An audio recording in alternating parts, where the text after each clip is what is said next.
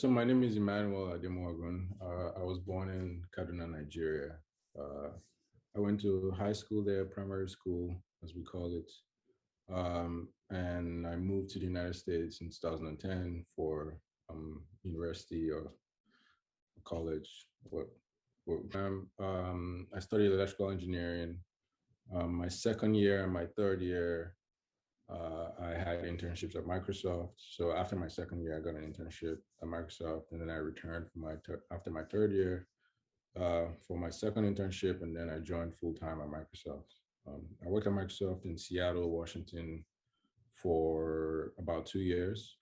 I worked on the photos team the entire time. I worked on a cross-platform application for both Windows and Windows Phone.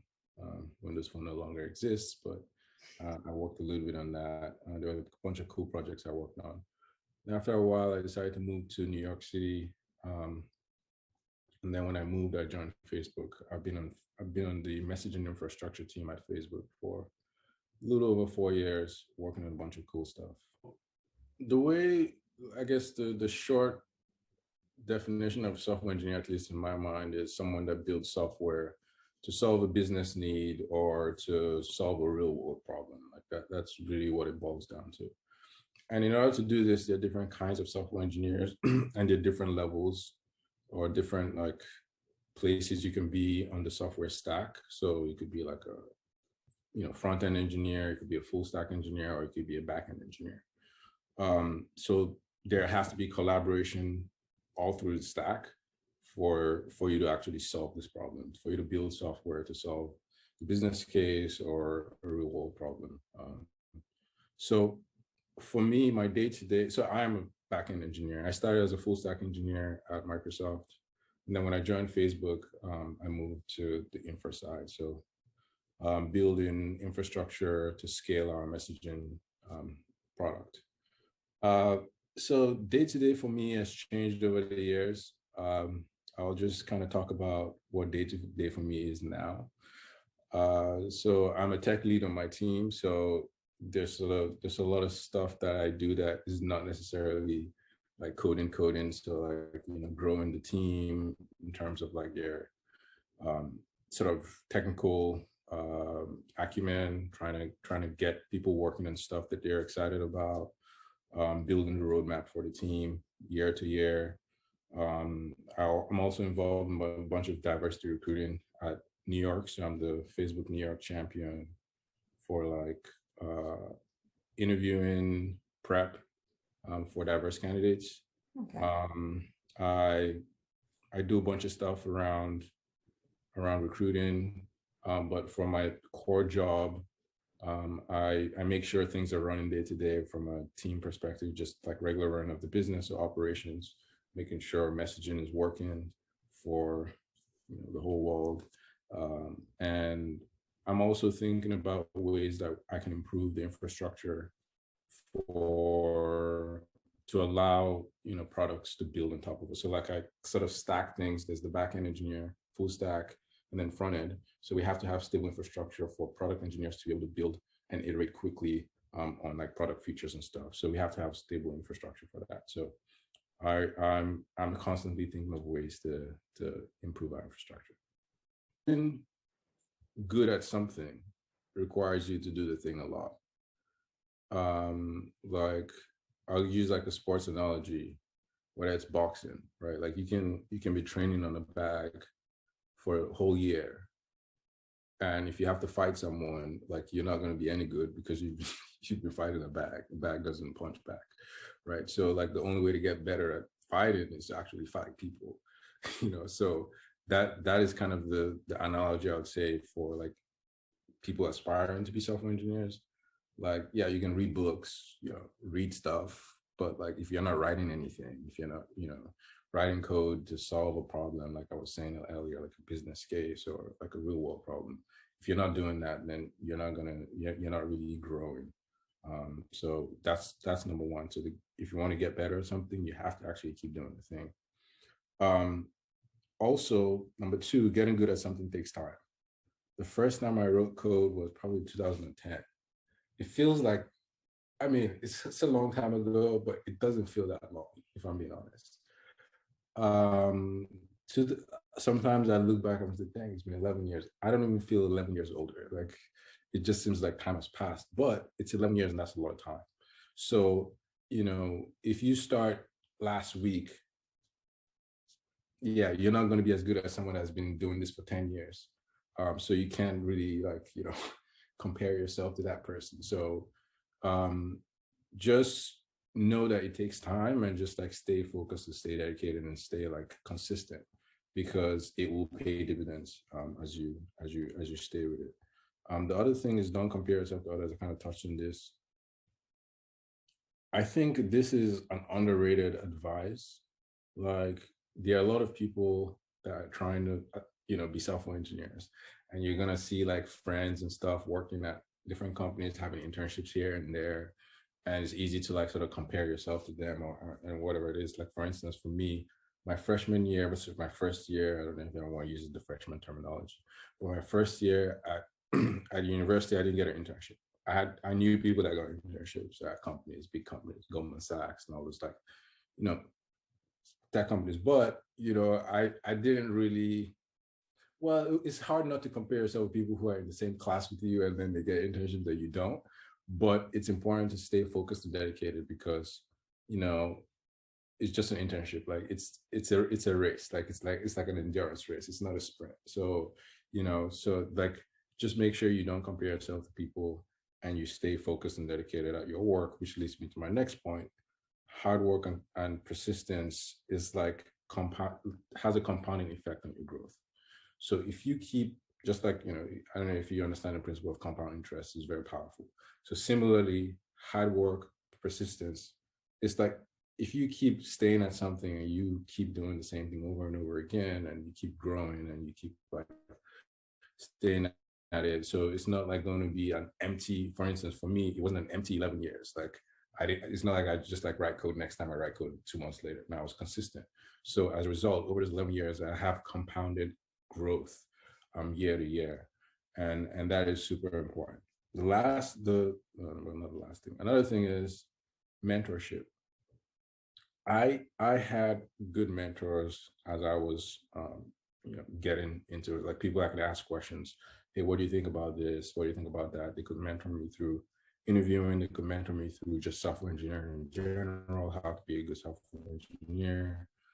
This is super important. Their mentors are not idols. So I want to make sure I make that clear. It's not good to idolize people because you would end up being their replica as opposed to being yourself, but learning from them. So like it's important to have your own identity as you grow as an engineer because like there are certain skills or gifts that you might have that you don't want to like, not pay attention to and be trying to like replicate what someone else is doing. But mentorship is very important as you grow. And then lastly, internships. Internships, I can't state enough. They are super important. Again, this is similar to my initial analogy about boxing. It's like you can't get better at something without actually doing the thing. So you can be at home and write software, whatever, to do something. But if you actually have an internship at a company, at a software company, you actually potentially solving a real world problem or a business case, whatever, and you have that experience, and then you're growing. You will grow. Like, I mean, a lot of internship programs are not great, but like it is something, that you can sort of add on to your belt. So these are the top things in my mind. I think, you know, would help any growing software engineer if you incorporate them. So yeah, I like to use analogies because I think it's very easy to sort of relate it to the problem. So for swimming, I don't know how to swim, but when people ask me, do I know how to swim? I say, yeah, I mean, I know the theory, but I don't know the practical. Like I don't actually, if you throw me in the water, I won't survive. But I get it. I know what I need to do. Like my body needs to be relaxed, whatever. But like when I get in the water, my body ends up not being relaxed, things like that. So, but I have to stay in the water long enough to get comfortable to be able to apply the theory, to apply the principles that I know. And then, I will probably be a good swimmer. But, part of the reason why I haven't done that is because I don't really have too much interest in swimming yet to be able to spend too much time swimming. But like if you're a software engineer, aspiring to be a software engineer, and you want to like you end up getting a job as a software engineer, the expectation is not that you know everything beforehand before you join the job. So the short answer is yes, like you would learn a lot on the job when you like start working. And part of part of the way you want to look at software engineering is there is no like one type of software engineer. I think that's really where people kind of you know people kind of miss things sometimes. So like what I mean is there are different levels. So when you join, you probably join as an entry level engineer, and maybe the expectation is that you can just execute on tasks. You can just like write code to do certain things. As you grow, like the problems you're solving are not one person problems anymore. You're solving problems that would involve multiple people, multiple teams, all that. So now you're not just learning, you're not just on the technical side. You learn how to communicate. You learn how to do like cross-team collaboration. You learn, maybe how to grow other people on the team. You're becoming a tech leader. You're learning mentorship. How do you mentor people? How do you lead? You're learning how to build software at scale. Like, there's a lot to do, and there are a lot of challenging problems and challenging things as you grow as an engineer. So it's constant learning. And one of the things I like to say is the moment I stop learning, the moment I feel like I'm not learning, the moment I feel like I'm not growing, I probably have to go do something else because like I don't want to stay static. So I myself, I am still learning. I'm still growing. I still have mentors at Facebook that I'm talking to always, trying to figure out, oh, how can I do certain things? How can I mentor someone better? How can I think about like what should I be thinking about for the 2-year vision of my team? How can I set the vision? How can I like help people buy into the vision, et cetera, et cetera. So like now I'm transcending, just writing code. Like now I'm actually trying to like lead people and solve something that is bigger than just like not writing code. So yeah, you learn on the job as at every single level. Persistence is key. I mean, that's kind of one of my favorite sayings. Apply, just keep applying, keep throwing yourself out there. Like it just takes one response, right? Like it just takes one person to get back to you. As long as you stay ready, you know an opportunity will come. But it's hard. Like people get tired applying, but that is the right thing to do.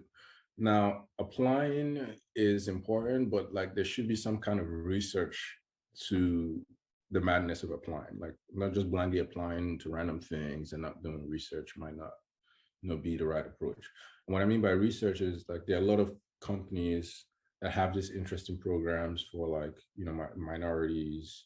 For instance, Microsoft had a program. That's actually how I got my first internship. Actually, so Microsoft had a program, or they still have the program, Explore Microsoft Internship. Facebook has a program for freshmen, sophomores, so first years, second years, uh, called I think Facebook University. Um, there are a bunch of programs for people that are maybe they graduated, they're like 2 years out of graduation and they still can't find a job. There is a program that Facebook has called like rotational software engineering program, where they'll like, you know, as long as you have some experience with coding and maybe you don't have like the traditional background or whatever, they'll give you a shot for a year. You work for a year. If you like, do well, then they'll hire you full time. So there are a bunch of programs that a bunch of companies are trying to roll out, and they're targeting minorities or people with like backgrounds that are not conventional, software engineering.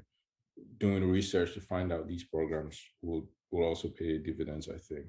And then there's like leveraging your network. Um, that is also something that's super important. Like LinkedIn, people you add on LinkedIn.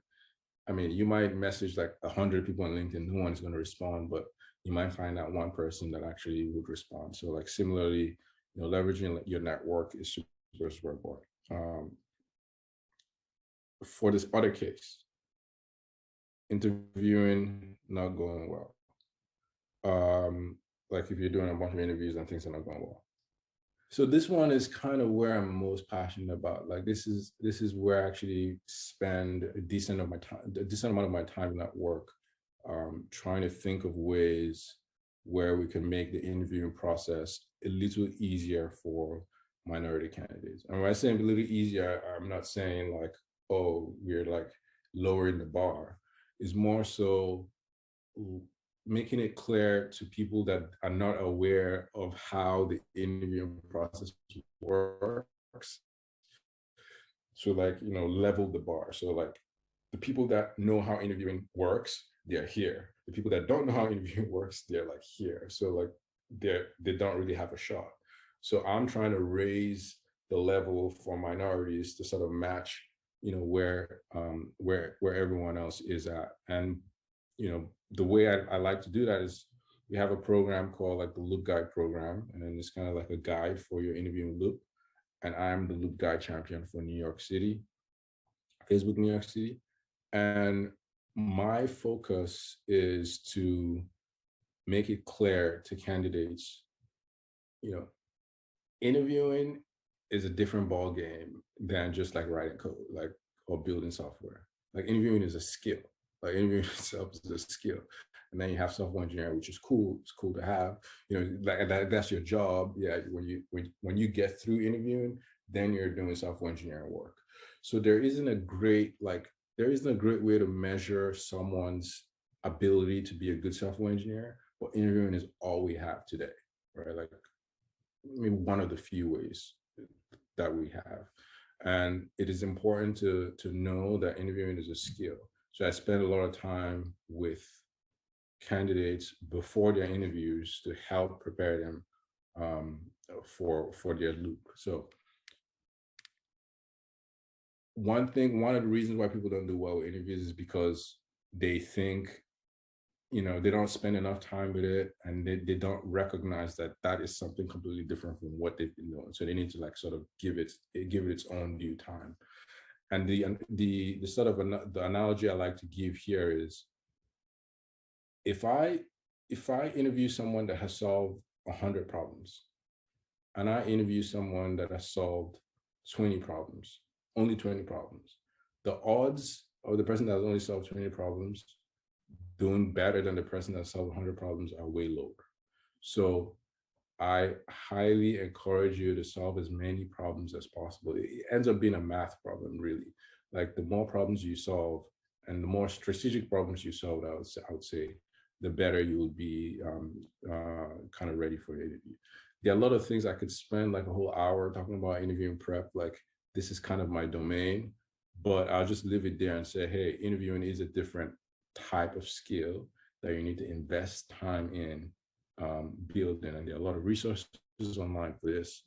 Take it seriously, because I spent so I'll give you an example. Like I spent 3 months preparing for my Facebook interview. Like maybe on average 4 hours a day for 3 months, 4 to 5 hours a day for 3 months. So like just to give you an idea of how much time I spent to make sure that I was ready for interviews.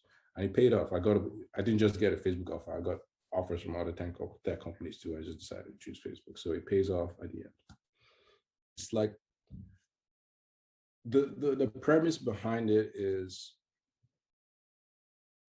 opportunities are going to present themselves in life. You're going to get opportunities. Like they're just going to show up. The question is, are you going to be ready or are you not going to be ready to take advantage of the opportunity? So this is similar to someone that, like if you're going out, with your friends or whatever at night, you don't know who you're going to run into. So you want to look good, or you want to like dress well, or you want to, spray your favorite cologne, whatever it is. And then you go out presenting yourself in the best manner. You might run into someone that day, you might not, but you want to be ready. It's the same idea when it comes to like, trying to be viable, trying to be attractive to companies. The same way you're trying to be attractive to someone else, there's the same way you have to stay attractive throughout like your search process in general. So what does staying attractive mean? You have to know your stuff. You have to know the fundamentals. You have to be prepared. You have to be ready to go. Like, you might message someone on LinkedIn. They might be like, oh yeah, I know, I can put in a referral for you right now. You might message like, whenever that happens, it shouldn't be like, oh, hold on, wait a minute. Like I need to go prepare for like 2 months or 3 months. Like there is, there is that thing about being able to like being ready, and that is the biggest thing when it comes to like being staying viable or staying attractive. Like you have to be ready, and everything I've said in this entire like talk is something that I've done for myself. Like this is something that these are things that I can say for a fact work because that these are things that I've done. And this is one of the things that I have been able to do throughout my career is whenever I need to make a move or whenever I wanted to make a move, I was always ready. So like the 3 months of preparation that I did was in advance to like when I actually wanted to move. So I figured, okay, I want to move in 6 months. Let me start getting ready as I go along so that when I need to move, I would talk to companies and I'll be ready to do interviews. So same thing with like search, same thing with staying attractive to companies, same thing with internships. You know when the internship window is going to open. You know when companies are going to come knocking at the door. Why don't you prepare in advance? You know when like opportunities are going to present themselves. Sometimes you don't know, sometimes you know. The ones you know, be prepared. The ones you don't know, hopefully you are prepared because you have shown diligence with the ones that you know. So like that's kind of like the way the world typically works, at least the way I've seen things, because I mentor a lot of people. I talk to a lot of people, and one common factor I've seen is opportunities always present themselves. The question is, are you going to be ready when they present themselves? Are you going to stay attractive? Are you going to stay viable?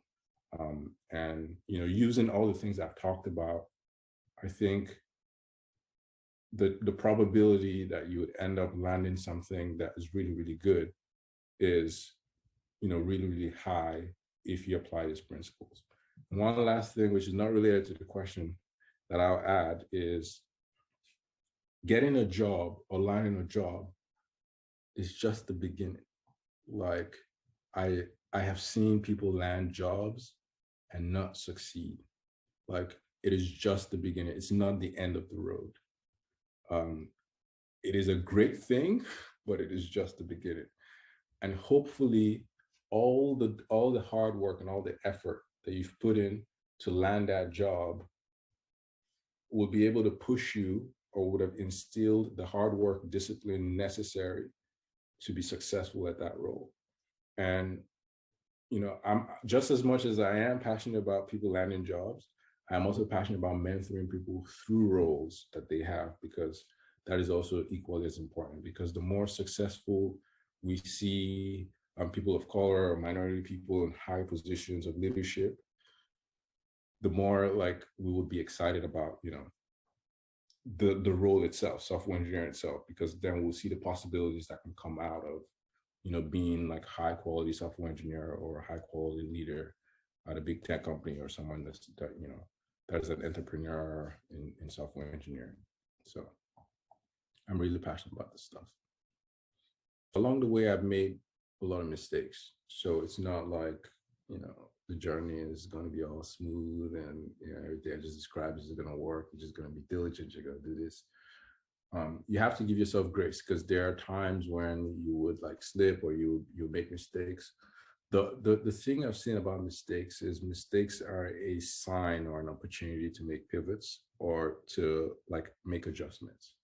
And mistakes are not, or let me never say mistakes, I would say failures. I actually even take it to another level. Failures are necessary, I think, because they build character. I mean, if everything has gone well for me the past 11 years, like, like, I don't think I'll have the character that I have today. So failure, like things are not going to work out. And that's the truth. Like there's some things that you really want and you're not going to get them. Like there was a time where I wanted to work at Google and it didn't work out.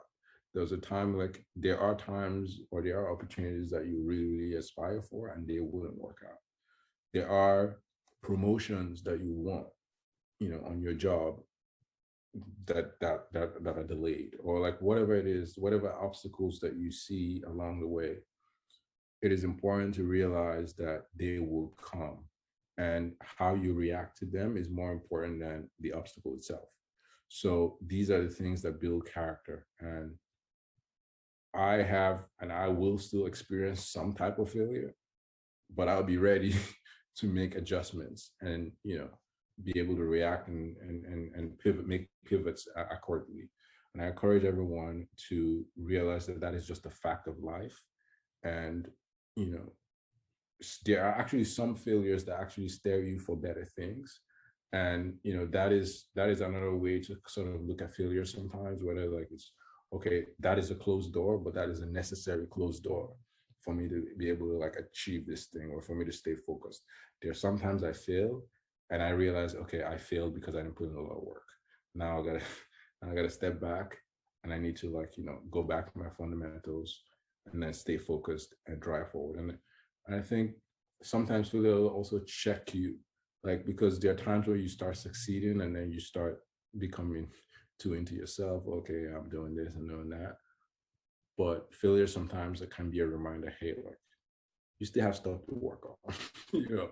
So that is kind of the extra advice that I'll give to people, because as you start seeing some of these principles work, as you start getting opportunities, as you start getting in positions that you love to be in, or whatever it is, understand that failures do happen and they will occur. And then when they do occur, like, stay strong, stay courageous, and make sure that you use them to your advantage. um, they all build strong character. I like when things don't work out, because it tells me, you know I need to make adjustments.